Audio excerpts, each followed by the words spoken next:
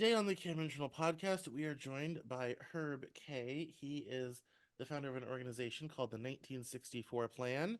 They have various and sundry libertarian ideas about how to change around and reform society. And I am very interested to see about what all of this means and where the ideas came from, and kind of go through some of the proposals. So, welcome Herb to the Cameron Journal podcast. It is a pleasure to be here, Cameron. Thanks for having me. Good, good, good. So, why don't you give us a little bit of intro about yourself and the 1964 plan, and we'll start from there. Okay, doke. So the 1964 plan is something that I devised in prison, believe it or not. So while I don't look like an ex-convict, I am an ex-convict. So to make a long story short, I was a very successful businessman for many, many, many years, but foolishly I got involved in real estate development in the late 1990s. And worse than that, I got involved in it in Mexico. In the crash of 2008, one thing led to another. My company was going down and I broke the law in trying to save it. I don't get into making excuses about why I did it. I did it. And I got exactly what I deserved and I served my time. But I didn't just sit there and decide, like so many other people that I met while I was inside, what my next crime was going to be.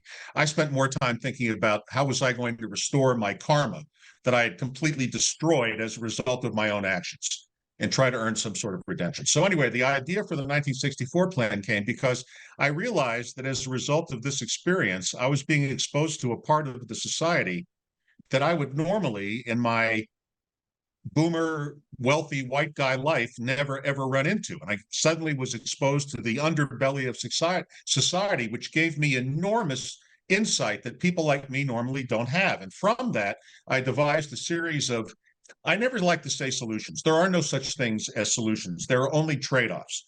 So it's a different set of trade offs from the ones we're doing to try to bring back a society the way it once was. The reason I call it the 1964 plan is because that was the year the Civil Rights Act passed. And from that year forward, it became illegal in the United States to discriminate against anybody for their race, their religion, their gender, so on and so forth. Now, I understand, and I don't want to get into that commentary today. I understand that there's still all of those things going on, but they're not acceptable by society and they're against the law. But in 1964, we also had the world right by the ass. We were on top of the world. We had the strongest economy. We had no serious external enemy. We were living the good life. Only one parent had to work. Both parents lived at home. I'm saying this regardless of race or community. Most people had two parents. The streets were safe. The nights were safe. The schools were safe. The word school and shooting never appeared in the same sentence. So what I want to do is restore that while keeping all the social progress that we've made. And that's what the 1964 plan is all about. I'm a small L libertarian, not a big L libertarian, which means that I still see a role for government. I just think it should be more surgical than sledgehammer. But go ahead. You start. Ask me anything. So, today marks a turning point in the course of the Cameron Journal podcast. Um, and it marks a turning point in the show for me. Um, as longtime listeners have known, I am a very conversational podcast, and I don't edit the show.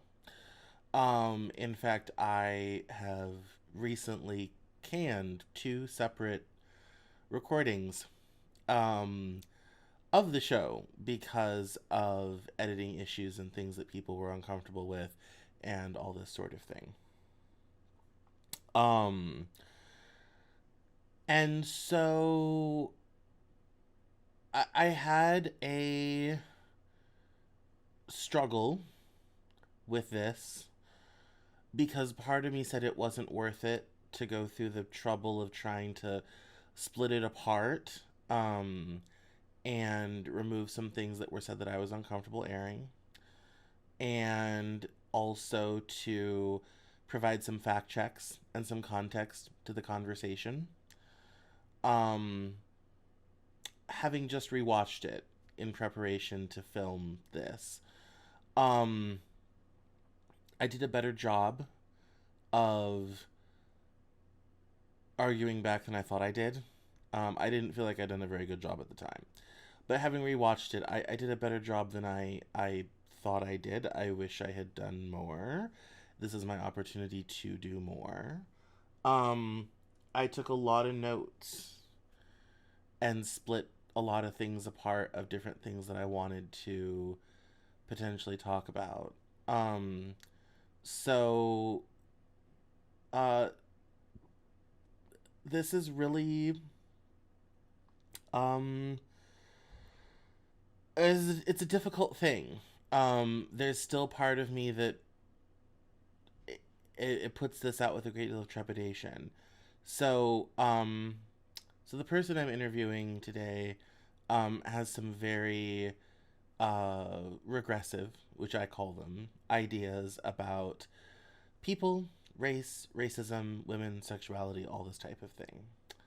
I will say this, and I'll note it again at the appropriate spot. Um, there are two instances of content that I have removed. One is a description of teenagers having sex in a car, and the issues around condoms and birth control, which is a fun discussion.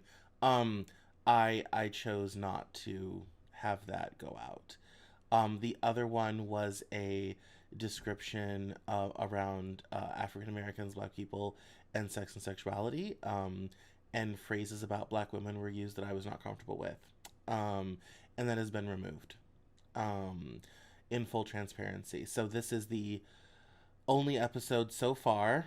As of this moment, there are 199 episodes of the Cameron Joel podcast.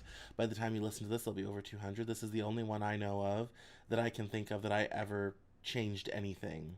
Um, Usually, I just chop off the end and the beginning, put on the intro and outro, and call it a day, and I move on. This one has taken some special care and effort to have these ideas be heard and have this person be heard, but in a way that I feel is palatable to the audience. Now, does he say controversial things? Absolutely. I've left those in. The only reason I cut out the sex portions because I thought it was lewd, lascivious, and unnecessary. It was not contributing to the discussion. I think it was done for dramatic effect. I think it was done to disturb, and that's not the type of discussion that my audience is used to. This person has a very unique life perspective. I think he oftentimes thinks that the way he thinks and views the world and what he saw during his prison term and all this type of thing suddenly um, means that we need to overhaul the entirety of society in order to fix all the problems and ills and all this sort of thing. Um, I will say that in terms of his scholarship and his writing, having read his paperwork on his website a couple times in preparation for this interview, the writing is absolutely terrible. It's not edited, it has poor grammar, it uses jargon, colloquialisms, all this sort of thing, and that's fine. Cool. If that's what you want to put out there, that's great. It is. I did not realize how emblematic it was of how inappropriate the conversation would be. This is one of the few times I've ever regretted having a guest on. This is one of the few times I've walked away from a conversation uncomfortable. And it's not that I'm unfamiliar with disagreeing with my guests. Most of my guests do not agree with me.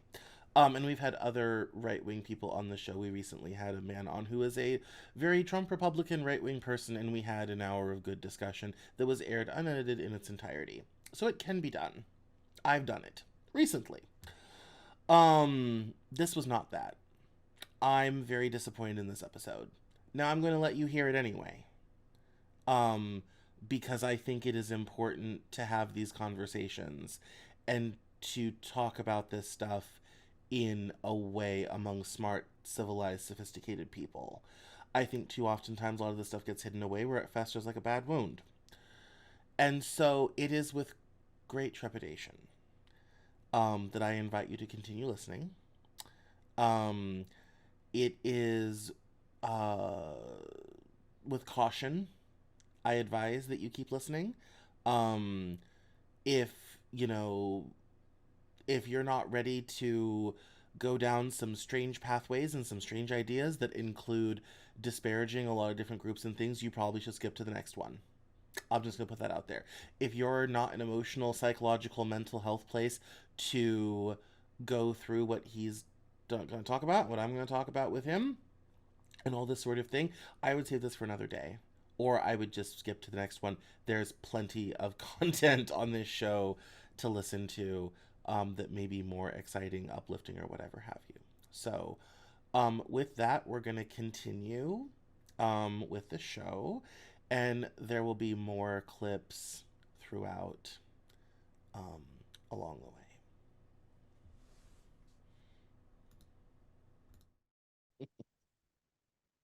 So, in preparation for this, I went over some of the files you had uploaded to your website.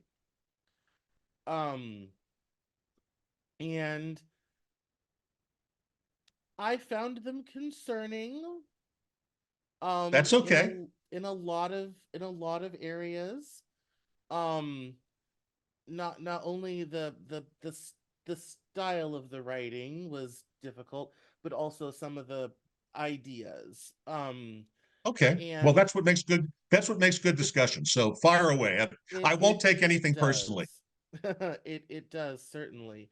Um, I I think, well, let's start from the beginning. When it comes to something like the Civil Rights Act, I've noticed this idea has come up in places that that's when the country went wrong, and I've heard people on the right No, no, no, accuse no. That's MLK when of the trying country to be went a right. second. You misunderstand me, Cameron. I think that's when the country went right. I think that's the most important law passed in the 20th century. I think from that point forward, we screwed it up. But by passing that law, we had it exactly right, or as close as human beings can get. And then we proceeded to blow it. All we had to do was keep doing what we're doing, including civil rights and social progress. What we did instead was throw it all away in the name of civil rights and progress, which perverted the entire idea to begin with. But go ahead. Now that I've interrupted you, I'll shut up. Anyway, I've heard people accuse MLK of trying to be a second, you know, a member of the founding father, second founding father, all this sort of thing, as this that kind of when the whole country started to go wrong. So I find it interesting that that was the year you picked. And all this sort of thing. MLK is a personal hero of mine, just for the record. Okay, go ahead. Yeah, and so when I read over something like anti-politism, I think I'm saying that right.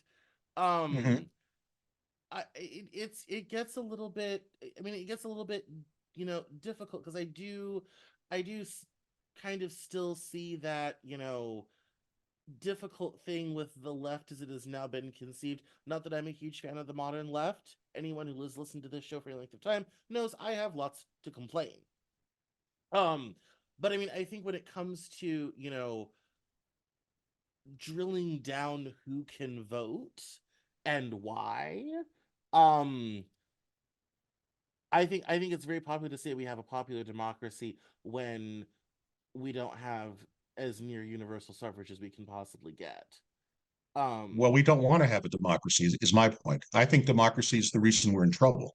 We were never intended to be a democracy. Democracy is mob rule. We were to set up as a republic. What makes America special, although we're starting to lose it, we haven't lost it. I'm not a pessimist, but it wasn't that we had majority rules. Every country has majority rules. Even a dictatorship has majority rules because if the majority didn't support the dictator would sooner or later be overthrown or killed. History has proven that over and over and over again. What we had was a republic where people delegated representatives as part of an elite who would represent them and who knew better what they didn't know in an agrarian society. Remember that we created the republic when we were an agrarian society, not an industrial society.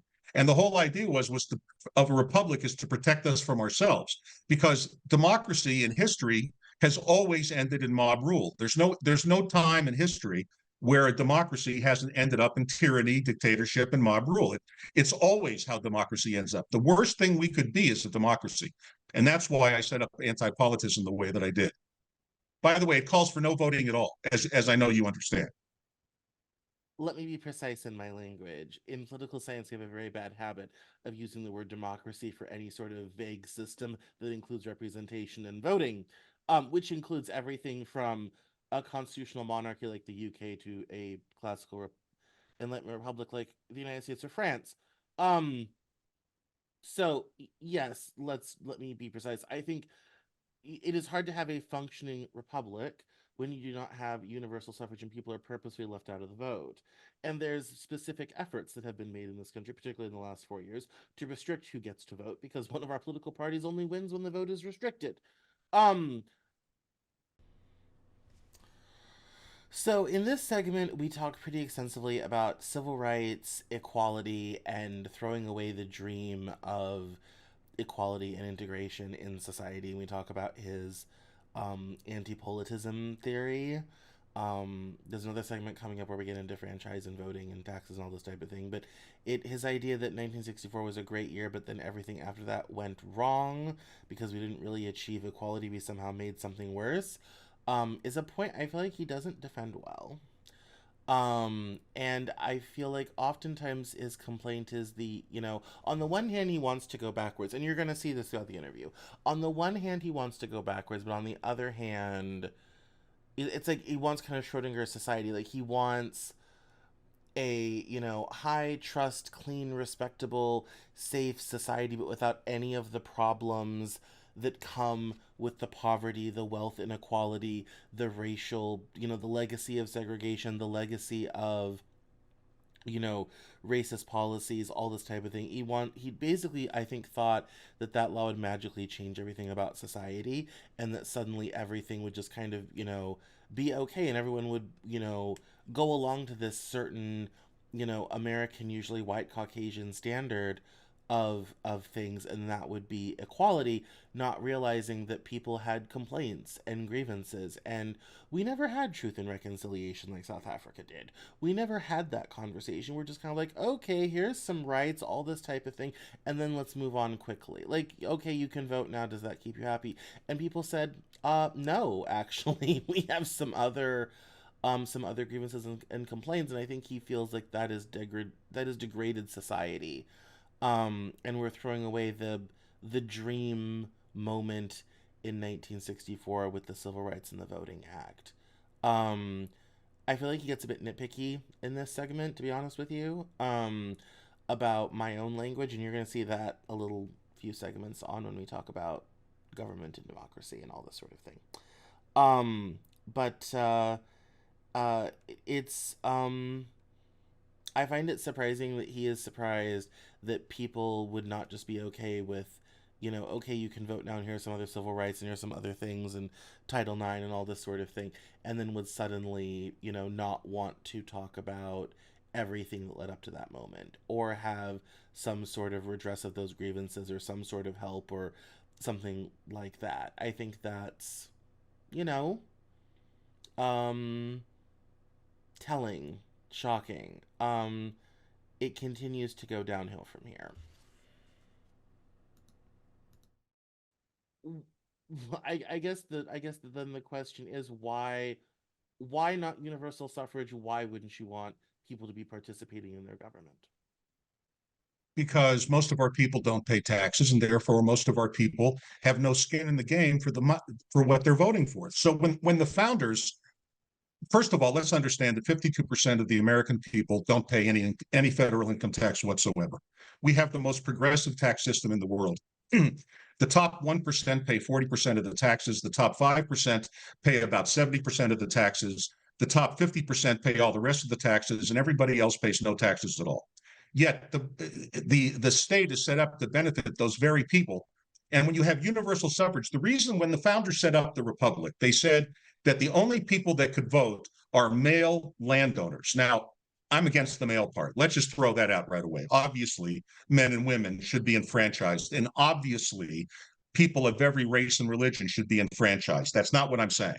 What I'm saying is, in those days, we had an agrarian society where 80% of the people grew the food for the 100%.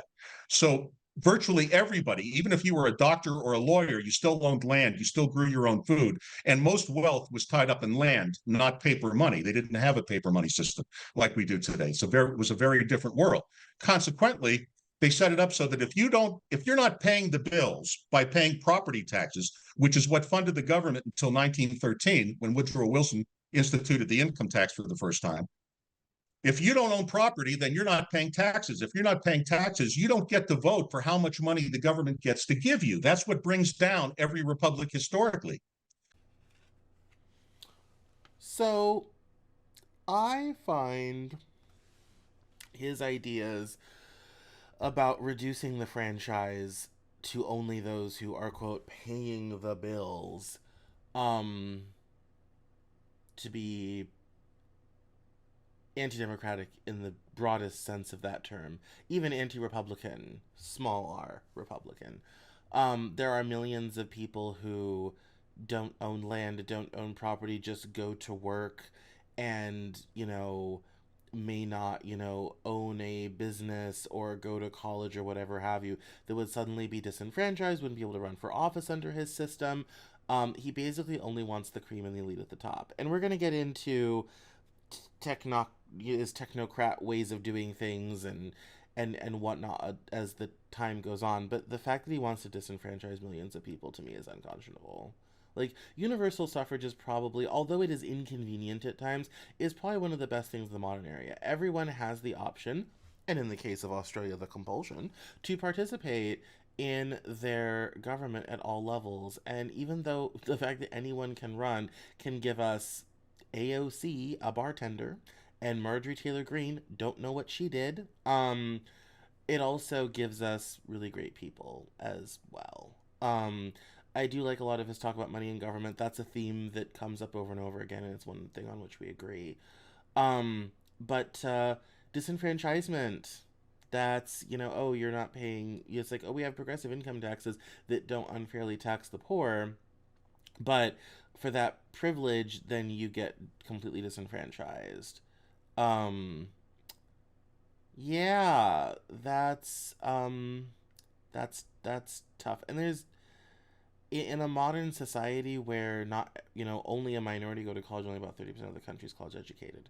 That cuts out a lot of people for office. And when it comes to taxes, as he points out, the bottom 47% don't pay taxes.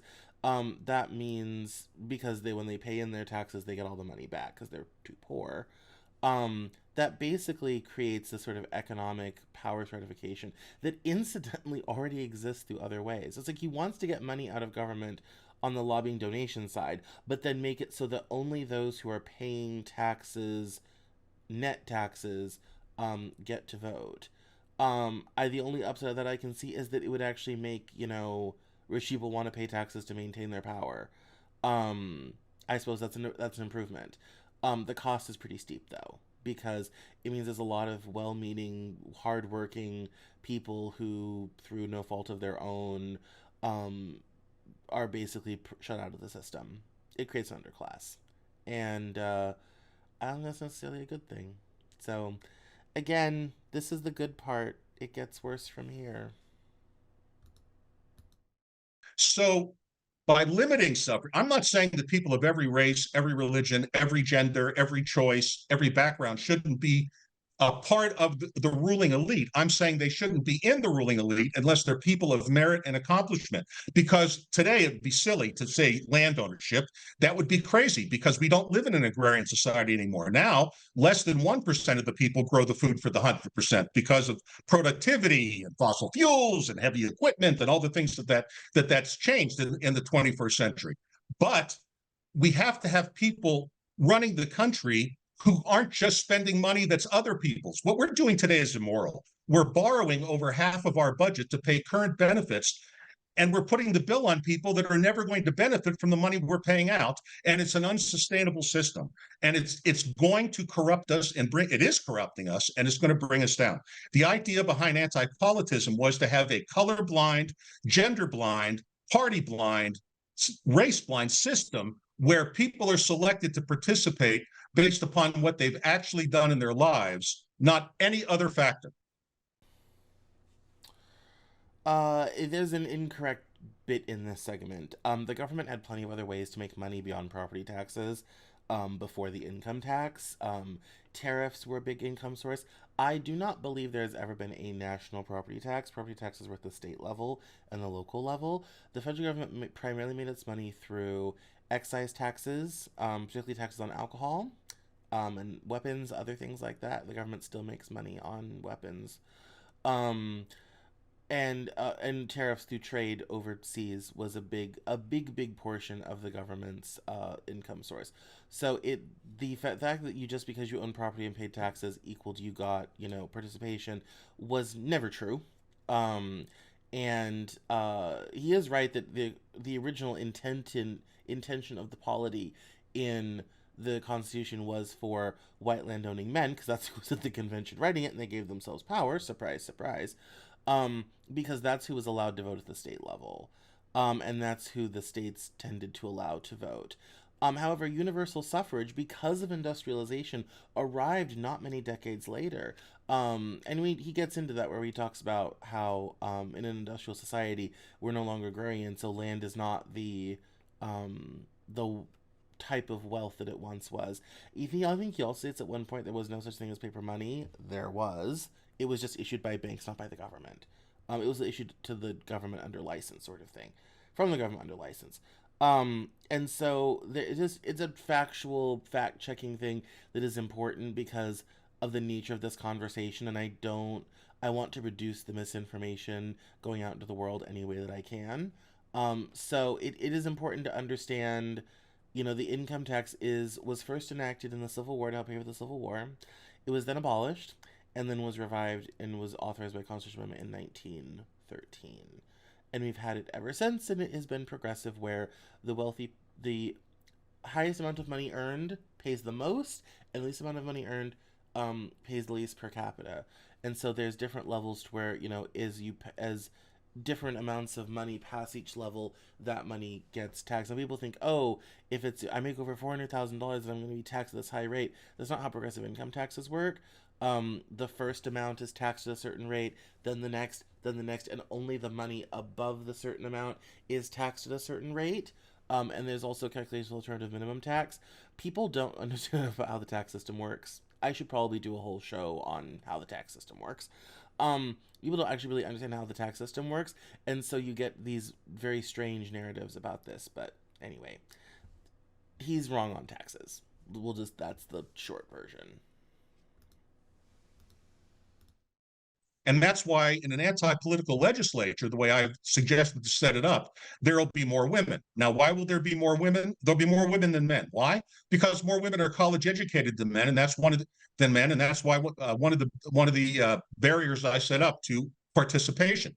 Um, there's going to be an identical number of representatives to the number or very close to it, just by random selection, to the actual racial balance of the United States. So 13% of the legislature is going to be black, about 3% is going to be Asian, about a half of 1% is going to be Jewish, it's going to be about 36% Latino, because it's a random sampling of the population. And nobody is there because they're pursuing power. And there's no money in politics, and there's no political parties, and there's no lobbyists. So tell me, what's wrong with that system? Well, the first problem is you've disenfranchised 52% of the population. And you have Well, enfranchised all they have to and you've do, all, enfranchised power in a nation with terrible wealth inequality as we have. You've basically enfranchised power in the 48% of people who pay taxes, which is basically the top third of the economy. Yes. So, and I talked about this, I think, in an earlier interruption, but here we're to the part where he really gets talking about technocrats and wanting only, the best people in government for one term, but not actual field experts, people who are excelled in business or have gone to college, and to have for things to be proportional to the population, which I think is an interesting idea but it's also there's really not any sort of election. There's no voting of any kind, really. Um, it's kind of by appointment, although it's not clear by who. Um, I will say, like, it's a very European system. The EU is a very technocratic institution in terms of there's, very little democracy in it, and people who tend to run for the European Parliament tend to be technical experts. They're not politicians necessarily. They don't come from where they come out of academia, they come out of business, all this type of thing. It seems like he's leaning towards more towards of a technocracy. I don't know that his thoughts are necessarily as well developed here as anywhere else. But it's it is definitely a focus on the educational elite. Now, today in America, that would mean only about 30% of people are eligible for any sort of holding of office. Because that's a college degree. A slightly more if you add in business owners who have more than 10 employees would have been open more than 5 years. That's a small group of people, and you're going to churn through them fast because they're only one term sort of thing. Um, that's an interesting decision, an interesting idea. There's nothing necessarily wrong on the face of it. It's just very limiting, I feel, in a dynamic modern country where, if you have the chutzpah to run for office and get involved in politics, you should be able to do so. And I think everyone has a certain amount of expertise or whatever have you.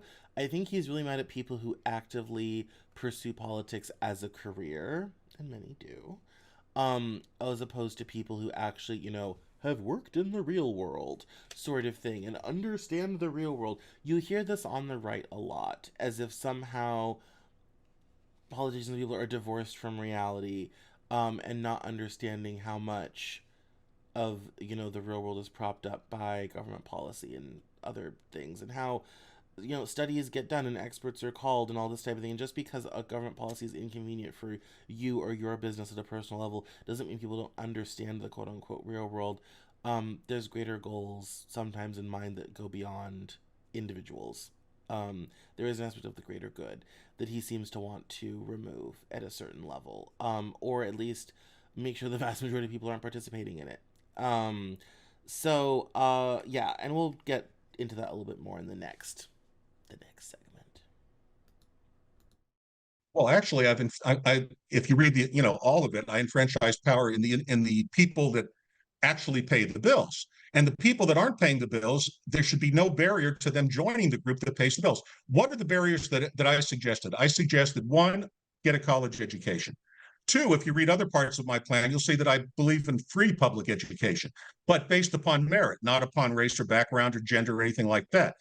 I believe in I said the other barrier was they could be not college educated, but have started their own business and have at least 10 or more employees in business 5 or more years. And the reason I set that up was simply because businesses that aren't in business more than 5 years generally fail. And those business owners are going to be too busy to worry about going to represent in government. So that's why I set that up. But anybody can start their own business. I didn't say what kind of business it had to be. It doesn't matter if it's a landscaping business or manufacturing computer parts. So anybody can become part of that. The point I make is, and there are others, the point I make is nobody is barred from joining the group that represents, and the group that represents are going there to serve one term only. There's no money in politics whatsoever because there are no political campaigns. It's all done by random selection. There's no possibility of reelection, which eliminates all the corruption, all the lobbying, all the jockeying. And then you have people who are actually paying the bills. Real Americans who didn't try to become representatives were chosen out of duty, and they will represent. They won't be perfect, and they will make mistakes, but they won't be corrupt mistakes. And both sides of the political party system today are corrupt, fundamentally corrupt, because power corrupts. And the greater power becomes, the more it corrupts. And that's just a fact of nature, regardless of what country or what culture you're in. So the idea behind anti-politism was to get rid of professional politicians and take all of the money out of politics, which would then make, by the way, serving in Congress a part-time job, which meant that people could keep their careers and still serve in Congress and do both.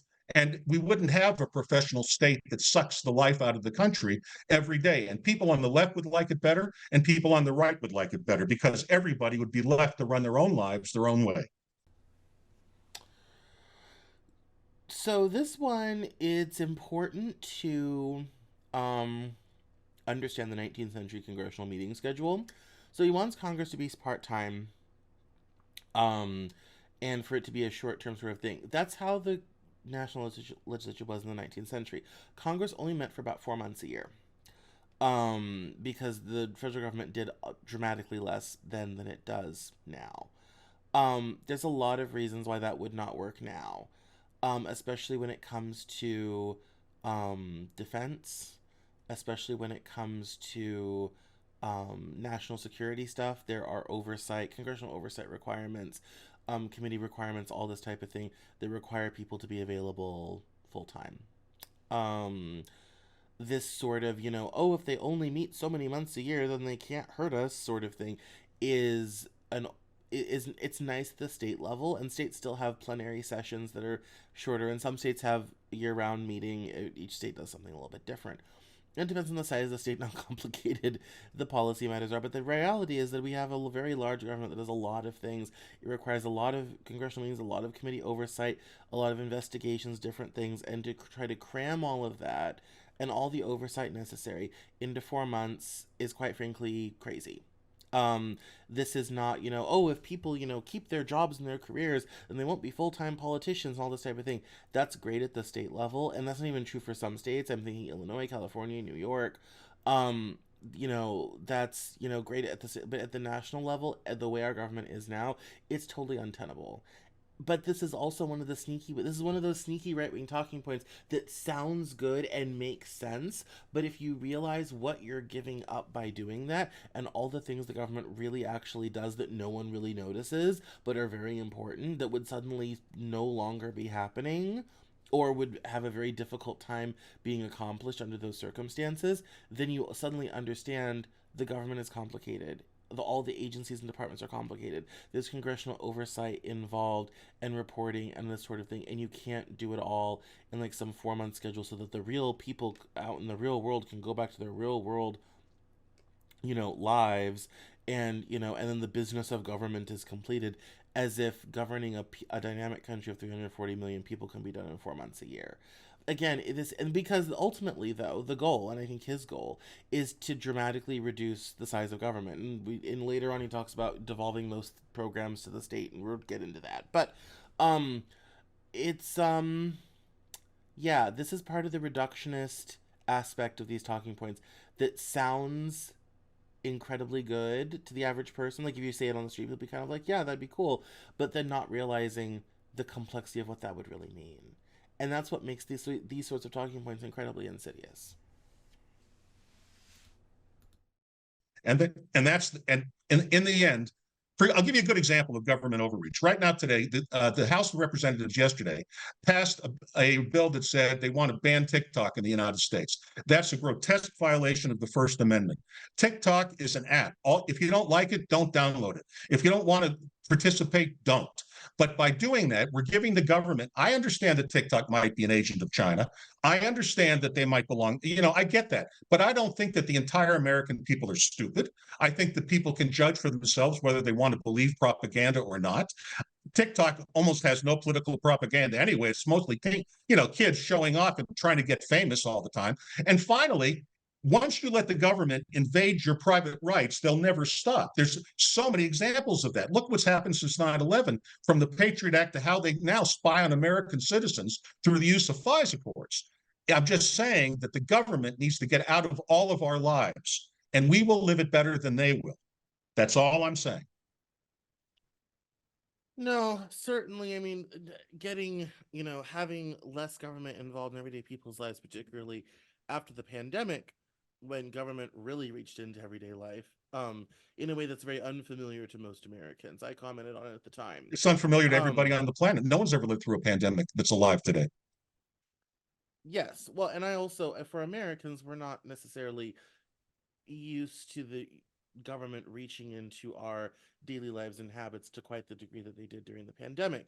As one person put it, it was the only time in American history the federal government told the U.S. economy to stop.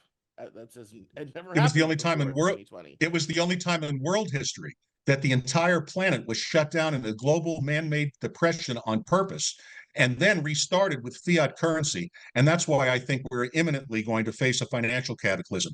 There is no way we're going to come out of this unscathed, given the general level of incompetence of virtually every world government, not just the United States government.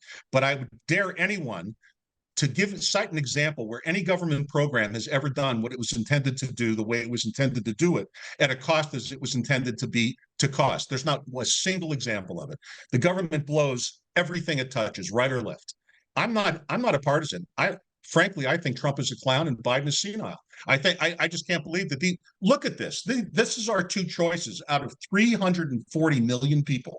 Our political system has yielded us a senile president or a rampant narcissist who lies like he breathes.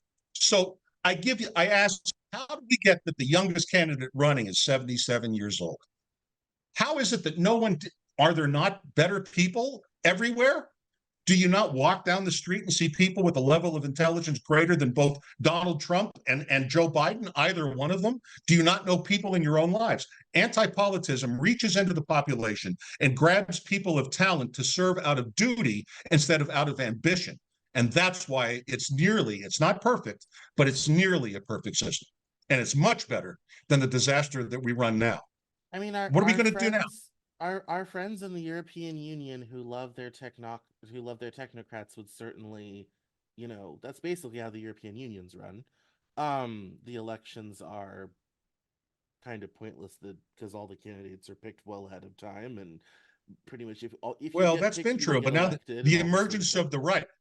Well, you're seeing what's going on in Europe. The right is rising. So you're seeing people like Viktor Orban in Hungary. You're seeing like Ms. Meloni in Italy. I just saw there was an election today or yesterday. Where was it? Where the far right candidate won as well. Oh, Portugal. The far right won in Portugal as well. You're seeing a rebellion. And by the way, that's a label the press puts on it. I don't. When you look at their individual, it's just that when you're out of the mainstream, you're going to be labeled far right. So, Viktor Orban, Ms. Meloni, this guy in Portugal, the current guy in Spain, all the rest that are going right. Oh, what's his name? Van Wilders in the Netherlands. The European people are sick of it. Sick of it. And by the way, the European countries that work aren't a member of the European Union. The Scandinavian countries work, but they work because they're not members of the European Union. They maintain their own currencies. And they tax their middle class, which you have to do to have a welfare state, and we don't. That's why we are members of the EU but don't take the euro, like Norway or Denmark, for example. Well, they participate, but they don't use the common currency. And the minute you give up your currency, you give up your sovereignty, and then you allow a centralized bureaucracy in Brussels to dictate your economic policy. So, for example, Sweden has a successful welfare state.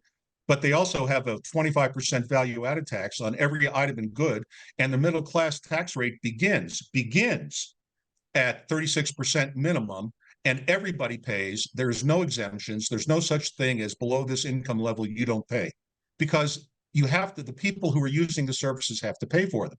Now, in this country, we don't do that. We borrow it from unborn children, and we think we're going to get away with this, and we're not.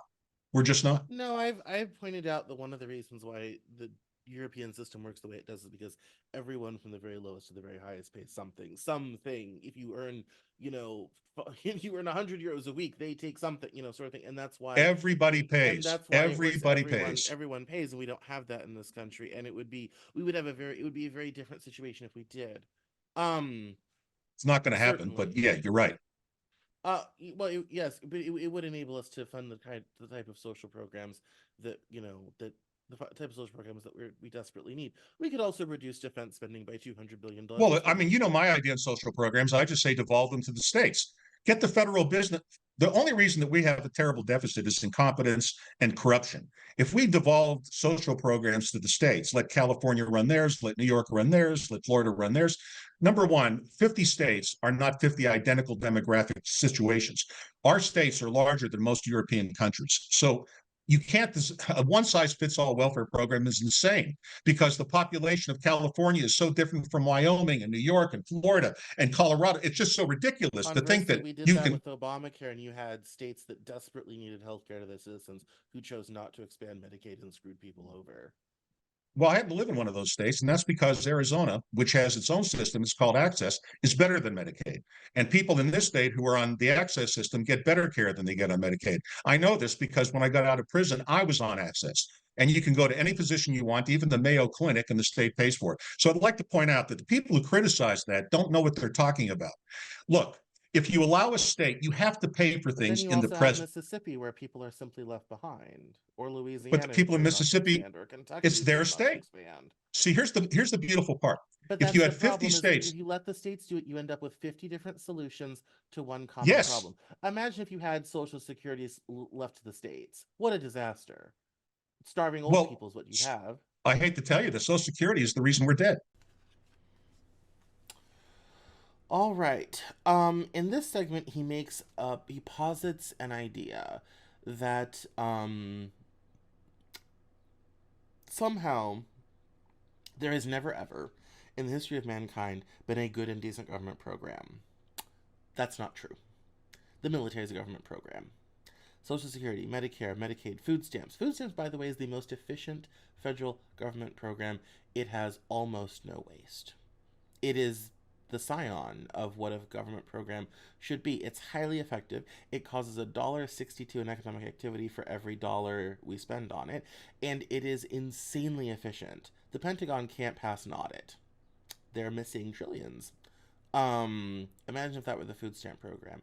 The government, there's a lot of things government doesn't do very well, and we can talk about EPA regulations and Bureau of Land Management and all this sort of thing, but there's a lot of things government does very well, and there'd be a lot more human suffering around if those programs weren't in place, and this is where people don't understand a lot. For a lot of this stuff, the cruelty is the point. Um, in his opinion, is well, if states want to do these things, then states, can and should do them, and if they don't want to, then they shouldn't. We've kind of already gone through that in this country, especially in the late 19th, early 20th century. Public education, for example, was started at the state level, and Massachusetts was the first state to mandate it. We've done that in public health a lot. We've done that in different, aspects, and unfortunately, and I kind of go on to point this out to him, you end up with 50 different solutions to every single problem. And that means you get horrific inequality throughout the whole country. I'm reminded of that time the UN sent in observers and sent them to like Alabama, and they were horrified by the living conditions, and the healthcare that was available, and just the complete lack of government services. That would get much worse without federal dollars. A lot worse. It would make some places untenable to live in any real meaningful way for a lot of people. There'd be mass amounts of human suffering, and if you think it wouldn't affect everyone else, it would. The internet is here. Interstates exist. If you think people would stick around for that, look at the present abortion debate. People are moving house out of states that don't, have those policies that they agree with, um, and that leads to I think a much worse society. So, yeah, let's continue. I mean, and I'm collecting Social Security. I'd like to make this clear. I collect Social Security. I'm 67 years old. I love Social Security. It's free money. But when they incepted Social Security, the average life expectancy of people in my generation was 63. And Franklin Roosevelt died when he was 63. I would have been dead 4 years ago had I lived back in the 1930s. You cannot install a system in the 1930s and then never reform it and expand it all the way to the 21st century and think it's not going to be a disaster.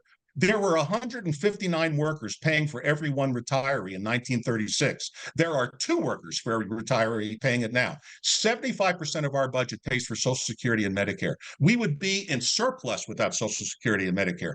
It's a time bomb that's going to and there's no way out, and nobody, not Trump, not Biden, nobody wants to have a serious discussion about it. It's going to have to be massively reformed. It is the cancer that's going to destroy this country. And I'm a recipient. So I'm speaking against my own interest. But there's You tell me how Social Security is sustainable in its current model, and I'm all ears. But how do you sustain a pay-as-you-go system that started with 159 workers for every retiree, and now you're down to 2, and you have a declining birth rate where the average U.S. family has less than enough children to replace the parents? So tell me how that's a sustainable model, and I'm all ears. When it comes to Medicare and Social Security, we have certainly backed ourselves into a corner as we process the boomers out and through because that generation was so large. It Fortunately, doesn't the matter. boomers had a lot of children, but it's still quite a huge problem. The Congress using it as their own favorite piggy bank for 35 years certainly didn't help things. The fact that we've never raised the income tax level when you stop paying Social Security is also. So his complaint that no one is paying taxes, no one is paying in, is blaming the wrong end of the equation. This is blaming poor people or people who are working class and are not paying into the system, rather than paying the people who actually need to be paying, and that's the one who incidentally have all the money. Funny how that works or how that should work. Um, and again, I kind of already pre-covered this already because my brain is just all over with this. But yes, but the bottom half doesn't. The population doesn't pay taxes. We could change the tax code, and to some degree, we have done. I think everyone here in 2024 noticed that refunds weren't really a thing this year because the tax code has changed and more people are paying more money in. That's how the Trump tax cuts were paid for. We've reduced the burden on the wealthy and corporations, and we've thrown it to the middle class and the poor. That's literally what Trump did. And if you want living proof, go check your tax return. Um, that's the simple side fact of the matter. The reality is, to have a functioning society, everyone has to pay. Everyone does. And if that's not the situation that we're in, that's definitely a cause for reform. I would agree with him there. But trying to demonize people for not paying taxes when that's how the tax code is written is just unfair. And also, to some degree, not taking money from the poor makes their plight less bad. Giving money back does great things for GDP. Europe doesn't do it that way. We talk about that at some point. Europe does not do it that way.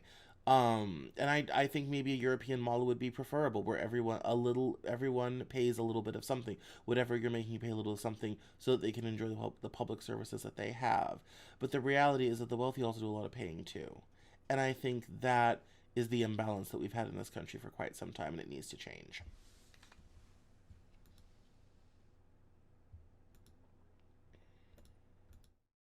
Terrible as well. We would have billions of more It's dollars a if we'd stupid done so. system. It's a stupid Um, system. Look, I'm all for wealth. Look, Social Security. First of all, we should rename it. It's old age welfare. It has a pretty name to cover up the fact that there's no pension plan, there's no trust fund, there was never any. That's a political fiction. It's a pay-as-you-go welfare system that they called Social Security in 1936 because this will seem quaint, in those days, it used to be a disgrace to take government money. So to get the old people to take the money, Franklin Roosevelt didn't call it old age welfare. He made up this fiction of a trust fund like it was some sort of pension so that people would take it in the first place, which seems laughable today, but feel free to fact check me. Now, having said that, it's unsustainable. It's ridiculous. Let's just call it old age welfare. Let's take care of the old people that are genuinely poor and stop paying benefits to middle class and wealthy people. I'm all about helping people with a safety net. I'm all about it. But when you start paying benefits to the middle class, you're out of your mind because they don't need it. B, the taxes are destroying us. And C, the borrowing is insane. And now with increasing interest rates, I mean, we're on the precipice of an economic collapse so devastating, it'll make the Great Depression seem like a happy memory. And we're all arguing about the most ridiculous things. Well, it's staring us in the eye. It's called Social Security and Medicare. It's going to destroy the country now, not later, now. And we're borrowing money at insane paces. And so, listen, I know that this is not it. I know that the disaster has to come first because nobody does the right thing until after the shit hits the fan. The radical becomes reasonable when the shit hits the fan. So the reason I proposed what I did is because after the disaster, which I assume is coming and unstoppable, there has to be something to replace it. I'm not arguing that my idea is going to work today because it won't. There are too many vested interests. There are too many politics in place. There's too much money involved. There's too much. one of the things I wrote, and you'll verify that, is I advocate ending the drug war. Now, I advocate ending it. I can see drugs are bad, but the drug war is worse. You know, drugs don't cause crime. The drug war causes crime. And we need to stop. Now, I understand that's when I say stop, I mean heroin, the works, everything, meth. You should be able to buy it at Walgreens. And I make a very good case for it, as you know, in the white paper. But I don't expect it to happen until the shit hits the fan. But when it does, the radical will suddenly seem reasonable. History teaches us that. So I'm proposing an alternative for what's next. For what's now, it's too late. You and I can talk all day long about the need for this and the need for that. It doesn't matter because the end is in the cards. There's never been a successful fiat currency economic system in the history of the world. And we're not going to be the first generation to pull it off. This is a disaster. It's unavoidable. It's global. It's not just America. It's not just, it's nothing to, it's kind of like climate change. If we shut down the whole US economy tomorrow, it would have no effect on climate change whatsoever. Because unless China and India do exactly the same thing in Africa, it doesn't matter. Because that's where most of the emissions are coming from. So really, there are a lot of things we can do that are symbolic, I guess, but they don't mean anything in the real world. And it's going to only happen after the disaster, not before. So, and I believe, and again, I know this sounds like doom and gloom, but I believe disaster is imminent. I don't think we'll get out of this year without it. I think we're going to have a crash this year. I hope I'm wrong. And boy, do I hope I'm wrong. I'm not going to run for office. I'm a felon. I have no desire. I'm not asking anybody to send me money or anything like that at all. I'm just saying very, very simply, the end is here, not near, here. And it's just too late. We're all arguing about stupid things. We're arguing about gender identity when we're about to end the country as a whole. It's just what a ridiculous conversation to be diverting our attention. Unbelievable.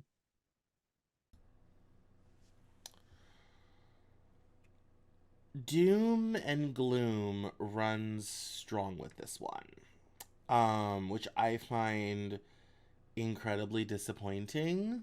Um, I'm not a big doom and gloom person, but the doom and gloom definitely runs strong with this one, and um, I think he just looks at society as everything's gone wrong because it's not the way it used to be, and it's not what he grew up with, and it's not the same values, and it's not the same people, and it's just not the same. And that's basically my summation of this conversation. To be very honest with you, I was pretty frustrated at this point in the video. You can see it on my face. You can see it now. It was just like, oh, the times have changed and I'm unhappy. Wah, wah, wah, wah, wah. Like, even his voice starts to grate at this point. And I'm so glad we're almost done. Because so frustrating. The world's not falling apart. The world's not crashing down. It just moved on without you. So sorry, but it did. And I can't help him with that, unfortunately. It's a new day, it's a new time. Do we have problems to solve? Absolutely. Do we need to take greater action on things? You bet. I talk about that stuff all the time around here. His solutions take us backwards. But that's where these right-wing reactionaries want us to go. They want us to go back to a happier, easier, better time that made them feel better and more warm and fuzzy on the inside. And yeah, I'm not going to stand around for it, and I hope you won't either. Well, I think we've traversed that. Why don't we turn our attention to your paper on restoring the American family?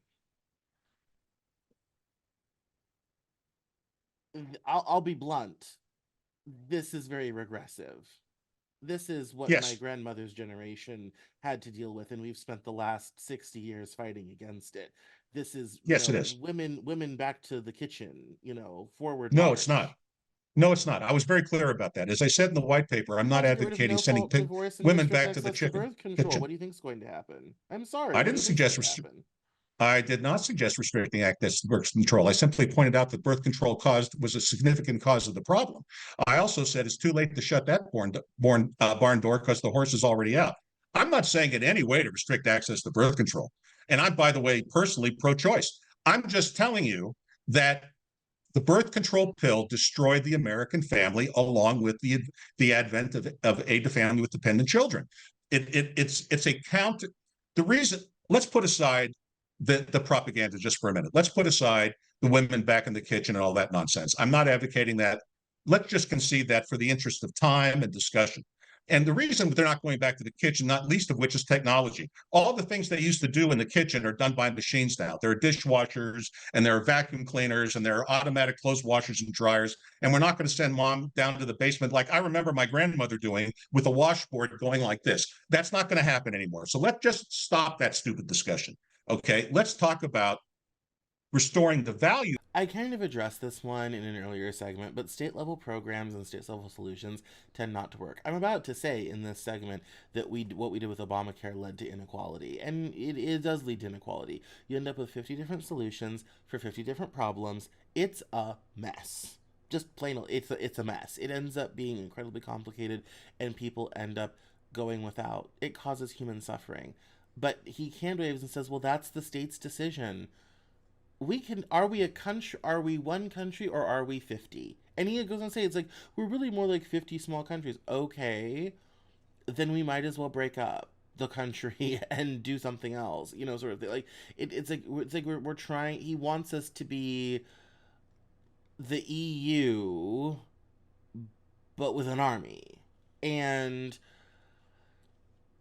that are the way our society has been structured, that's just not sustainable. It doesn't work, for better or for worse, unfortunately.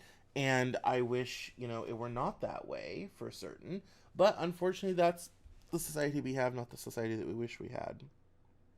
And I think his libertarian laissez-faire ideas of, well, if we have more local control and all this type of thing is better. It's like, no, it's easier to disenfranchise people. You think the South is going to do anything for black people? I don't think so. You think California's ever going to allow affordable housing in certain neighborhoods? Go to any city planning meeting. You know, it sometimes takes a higher, greater force to actually force stuff to happen for the principles and values that we're supposed to obtain in this country and we're supposed to hold up in this country to actually matter. Um, and and I think that's that's a missing piece from this conversation that I think is really disappointing, is the fact that it doesn't seem to matter, you know, what it's like, are you an American or are you a citizen of a state? And in this case you should be both. But we should be Americans first and from our state second. And by virtue of living in this country, there are certain privileges that you should enjoy. But returning every problem to the state level doesn't accomplish that goal. Simple as. Number one, prior to the advent of the birth control pill, most women married as virgins, and so did most boys. And that was a good thing. There was a reason for that. And the reason for that was so that the nuclear family would remain intact above all other things, because for the entire span of human history, in every country, in every culture, of every race, on every continent, the nuclear family is the heart of every culture. A man, a woman, and children. And within every single culture on the planet, with different names and different little variances, the man is the provider and protector. The woman is the nurturer and protector of the children during the day. The children are educated to someday be adults. That's the way human culture has worked since the dawn of time. Now, we can talk about peripheral issues all day long, but that's the core of what a nuclear family is. Part of that is monogamy. When women had no other sexual experience but the boy that they married, and when the boy had no other sexual experience but the girl that they married, they weren't going to look, and they had no expectation. There was no cultural message that sex was as important as we make it today. It wasn't the center of their goddamn existence. They got married, A, because they wanted to get laid, and B, they got married young because they wanted to get laid young, which is good for society for a couple of reasons. Number one, it's when women are the safest to have children. That's why biologically women become able to have children when they're 13. Not that I'm advocating it by any stretch of the imagination. I live in the modern age with modern medicine. I'm not a Neanderthal, but it's because the younger a woman is when she gives birth, the less chance there is that she will die during childbirth. Okay, it's also when she's the most fertile. So as women approach 30, their fertility begins to plummet. So in today's culture, we're encouraging women to have a career first before they have children, which is great. I'm all about it. I have two daughters myself. They both have careers and children. And you can have both. That's the part that's missing from the message. You can be a mom and be traditional and have a career. These are not contradictory things. Okay, we just culturally turned them into some kind of a war, and we've changed that. The highest thing that a woman can do is have children. The greatest thing a man can do is be a father and protect his family. And to do that, they have to be loyal to each other. And sexual experimentation, I don't care, you cannot make an argument that lends itself well to monogamy. It just doesn't. And that's why it helped destroy the nuclear family. The average woman today has as much sex as the average man, which makes sex transactional, which makes it not special, which makes the marriage, and why get married? And that's why today, for example, in 1960, 82% of Black children were born into two-parent families. 82%. Today, that's exactly reversed. Why? Birth control and the aid to family with dependent children destroyed the Black nuclear family. Why is crime the highest in the Black community? Are the prisons, I can tell you from firsthand experience, filled with Black people because I've been there? Answer, they commit most crimes. Why? Because fewer Black children are born with two parents than any other group in America. 36% of Latinos, okay, 33% of whites, 18% of Asians. But the Black community is over 80% of Black children are born into one-parent families. And when I talk in that paper is about what destroyed that. So my solution is, number one, we have to bring back making divorce hard. There can be no more no-fault divorce. It shouldn't be as easy to get a divorce as it is to end a relationship. That's ridiculous. It should be difficult for the children's sake. When you get married, now look, if you don't have children, everything I'm saying doesn't matter. Forget it. But once you procreate, once you create a child, then your life is no longer about you. Your life is about raising that child, male or female. Consequently, anything that gets in the way of that is going to hurt that child. And you can see that in the suicide rates among our youth today, especially among girls, and the crazy things that are going on in our culture are all the result of the breakdown of the nuclear family.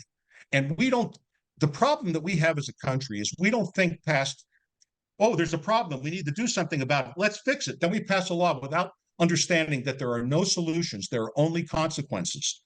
So when we passed aid to family with dependent children, for example, it was very well intentioned. The idea was to help poor mothers without men around with their little bit of children. No one, it was supposed to cost $10 billion a year. That sounds funny now. That's not even the interest on 1 month's interest on his current debt. Okay. I mean, I know how stupid that sounds now, but that was the plan. It's turned into this gigantic destructor of the American family. It has to end.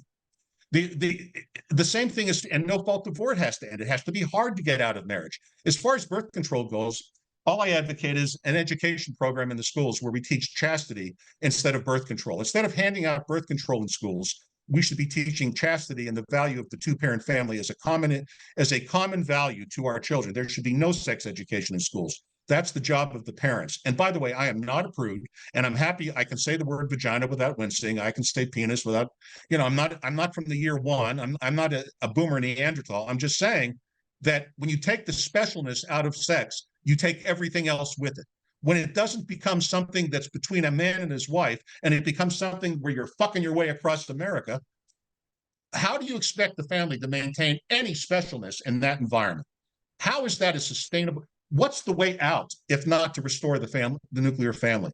And I can't think of a single example historically of any country at any time in history where breaking down the nuclear family did destroy the country. I just can't think of a single example, but I'm open to listen.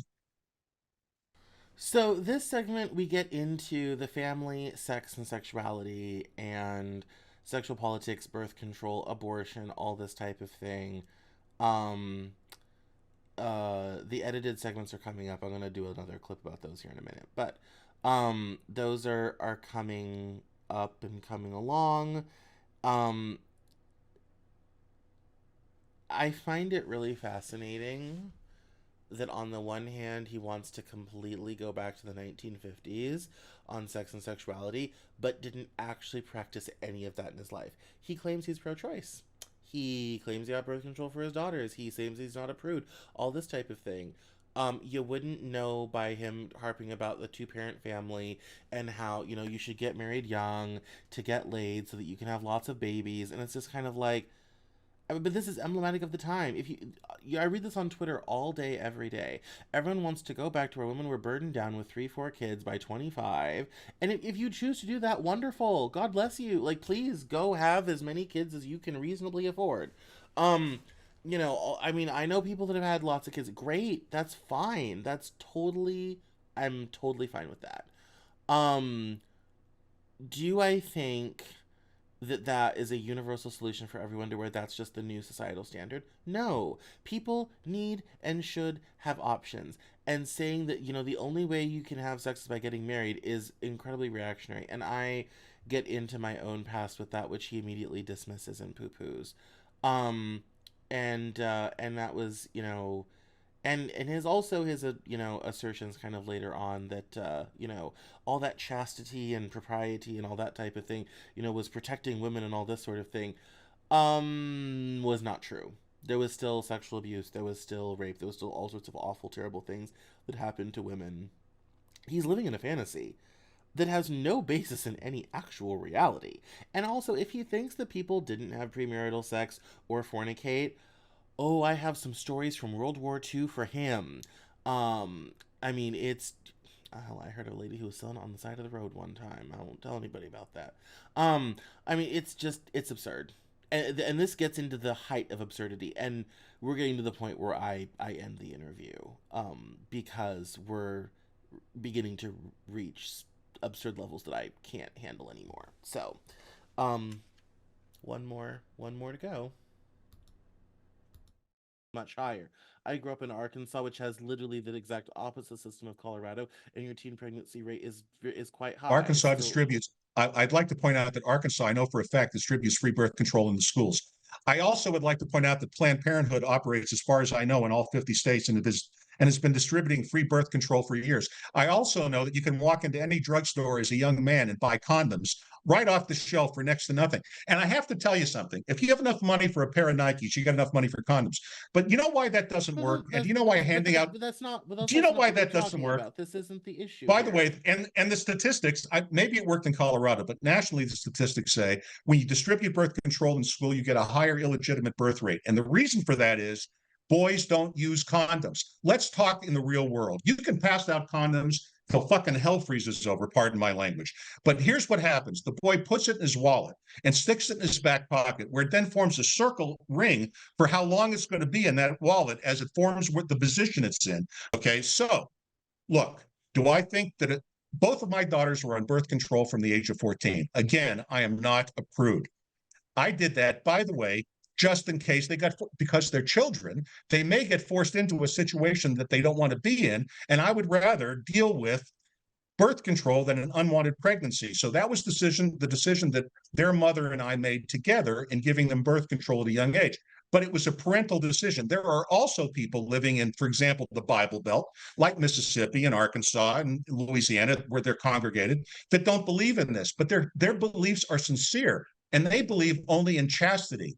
And you know what? It is not the position of the government to get in the way of what parents and how parents want to raise their children. They also raise their children that if you knock a girl up, you marry them. And that is exactly the right thing. So, this is this part where I took out his description about teenage sex and condoms and all that sort of thing. Um, a little bit after this, I take out a section about African Americans having sex and all this sort of thing. He does have his facts wrong on teen pregnancy rates. He doesn't believe me when I explain to him what happened. He's wrong. Please go Google. He'll say there's tons of studies. Abstinence works. Dead wrong. Abstinence causes increases in teen sex and pregnancy. And literally, I'm not going to cite sources. Please go do a simple Google search. That's all it takes. Abstinence doesn't work. Just telling kids not to have sex. Did it work with drugs or alcohol or anything else? No. So I don't know why he thinks it's going to happen on this, especially when, he admits, that, teens are just horny and desperate to have sex anyway. So I'm not quite sure why, given his statements on, the powers of testosterone, estrogen, all this type of thing, that all of a sudden, this stuff's going to work. And also his description of, people were virgins when they got married. I'm sure that was true for many. Some. I know for a fact, having had grandparents in my life, that was not true for everyone. It probably was more common than we thought. Um, and um, and that yeah, the again, it all of this comes off as reactionary as, oh god, society's falling apart, therefore we have to go backwards. We have to go back because this didn't work, sort of thing, rather than trying to find actionable solutions to modern problems that move us forward. Um, this is my last kind of interruption to the interview, because it ends pretty soon after this. But again, really tough conversation, really difficult, a lot of difficult statements said. If you want to learn more, you can go to his website and read about it. Be prepared. This is a small sample of what you'll get. And I hope this has been informative. I hope it's not been too enraging. Um, and I hope maybe we've learned something about a different perspective today. And if you find fault with me having aired something like this, I'm apologize. I hope this doesn't reflect too poorly on me as a person, um, or my performance. Know that I took the time to try to make this in keeping with the type of content that you can expect from the Cameron Journal. So, enjoy the rest of the interview. Just can't think of the closest thing to I it don't is, feel able to again, live in a society where women and children are trapped in terrible economic circumstances or abuse or oh, whatever they're have you trapped. I because agree. somebody I had agree with sex that. when they were 16 years old. I mean, this is my problem with this argument. We already have lived through this and saw what the system was. You're telling the story of my grandmother who had to leave her abusive husband No, and no, raise her your children. grandmother lived in a world This where the is word the scoot, problem. I mean, we you know what that world was. We've spent the last several decades fighting no, against it. you know I the don't propaganda understand of what why that we're world going was, backwards. because you didn't live then and I did, and you're talking about propaganda as opposed to the way it was. Now, again, here's what I'm saying. Obviously, I want to keep the social and racial progress. Okay, let me be very, very clear. That and I state I'm not about I'm trapping just women in the saying that kitchen. trying to I'm saying confine women's sexuality to just abstinence only. I grew up evangelical. I grew up with the abstinence only thing. I had a period ring when I was 13 years old. Been there, done that, all this type of thing. It didn't work. It didn't work for me. It didn't no, work for a it did dozen people I grew up it with. didn't work for It you. was I silly understand. and dumb. I And understand. literally the minute everybody turned 18, I understand. we all ran from that regressive thing as fast as we possibly could. I No understand. one kept to it. I understand. I knew Except that one person that did, but what I one of 20. That's your ratio. 1/20th but you kept to okay, it, I understand. But I also understand and you now that the want to roll this breakdown of policy out nationwide in 2024. We should have a conversation with I'm the not society we advocating have, I'm not not the society advocating we wish we had. you're what you're doing is conflating my ideas with conservative Baptist Christianity, which is not what I'm talking about. Please allow me to be I'm clear not what I'm saying. trying to conflate the ideas. I'm saying that Well, sure you are. in You're areas talking where about we've I grew tried up in an this, evangelistic and when family we and blah did blah this, blah. it didn't work. But I'm saying that here's an It didn't work. example of it not working. So I don't know why No, you want to roll you're this it out didn't work in society your wide. I Cameron, I it was not a part of your family, and I have no idea what your family dynamic is, and I have no idea what your community dynamic was. And for me to sit there and argue against it would be the height of arrogance and ignorance. So I'm not going to. But I am going to say that there are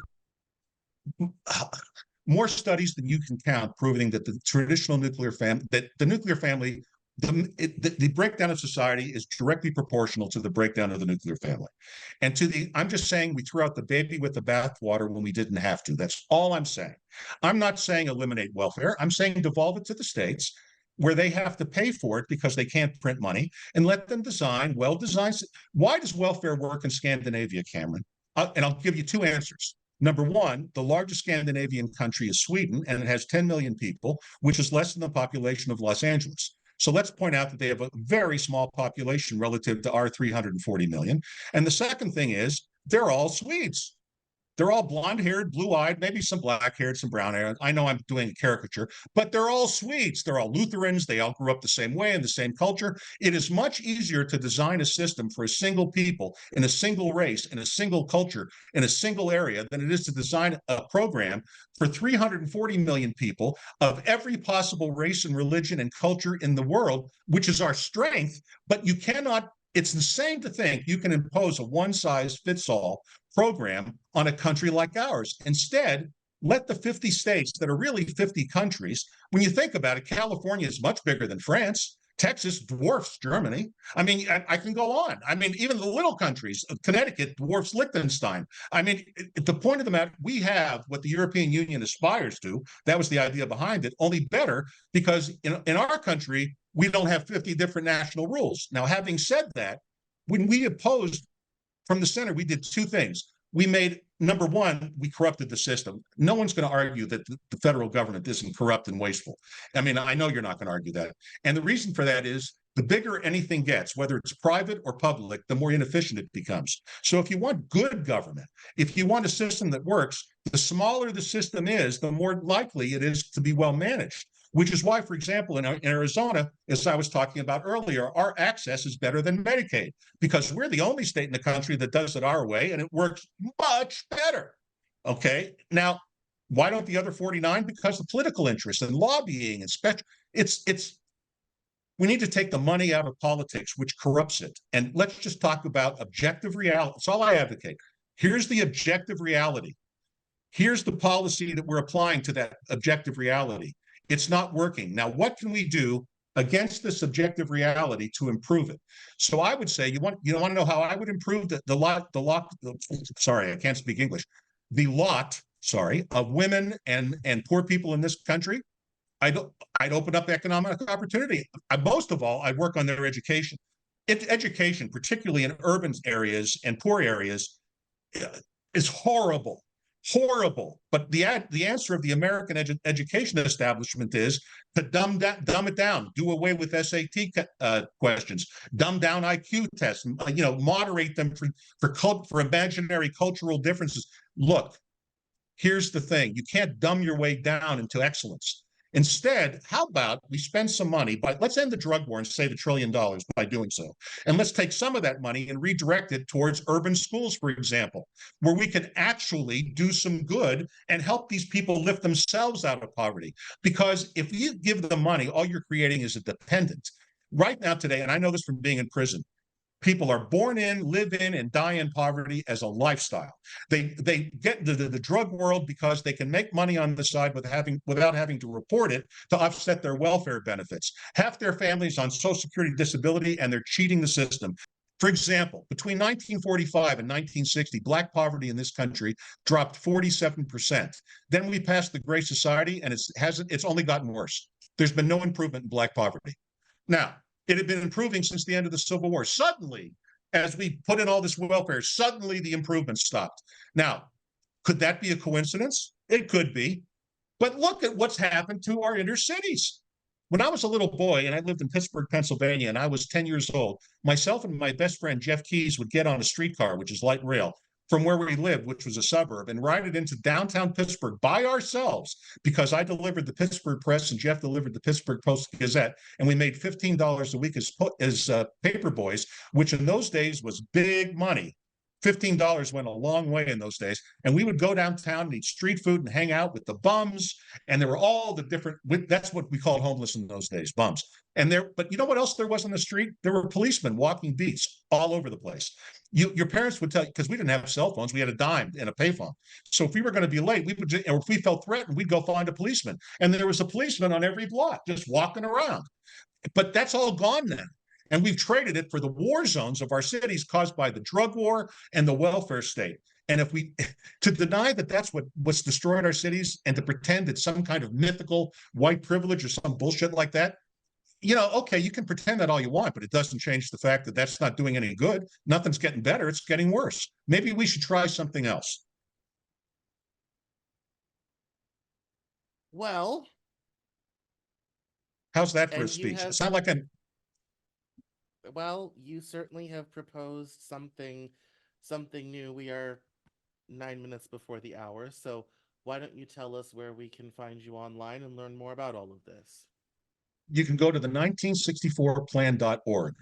The 1964 Plan is a 501c3 nonprofit, which means that we don't endorse political parties and we don't take political stands and we don't talk about preferred candidates. On that site, you'll find the white papers that you were talking about. You'll also find the links to my Substack, as well as podcasts of my own and where I've appeared as guest. This one will appear on that website as well. If you choose to donate, it is tax deductible. It's up to you. Donate, don't donate. I hope you will. What I've done, because I am an ex-felon, is that I am neither a board member, nor an officer of, nor am I a signatory on the checking account of, nor do I have anything to do with the finances of the nonprofit. I'm the founder and I'm the face, but I don't handle the money. I don't even know what our bank balance is, and I don't want to know. And that's just because and I don't take money at all.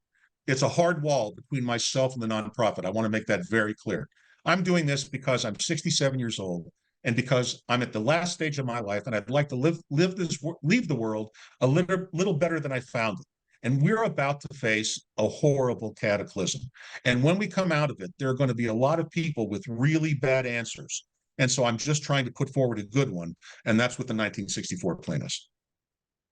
Well, excellent. Well, people can definitely go subscribe to your Substack and listen to podcasts and all that sort of thing, and go from there. So thank you for coming on the show. I appreciate it. My pleasure, Cameron, and have a beautiful day and a beautiful rest of your spring. Where are you, by the way? May I ask? I didn't ask. Where are you physically located? I'm in Wilmington, Delaware. Well, I'm in Phoenix, Arizona, where it is beautiful and sunny today. How's your weather in Wilmington? We're sun with some clouds. Come visit us one of these days. And when you're in Phoenix, look me up. I'm not hard to find. Have a beautiful day, and thank you, Cameron.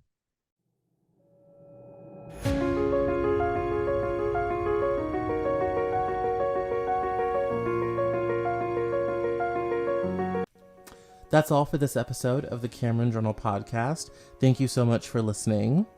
Visit us online at CameronJournal.com. We're on Facebook, Twitter, and Instagram, and I love to talk to my followers and listeners, so please feel free to get us on social media at Cameron Cowan on Twitter, and we'll see you next time on the Cameron Journal podcast.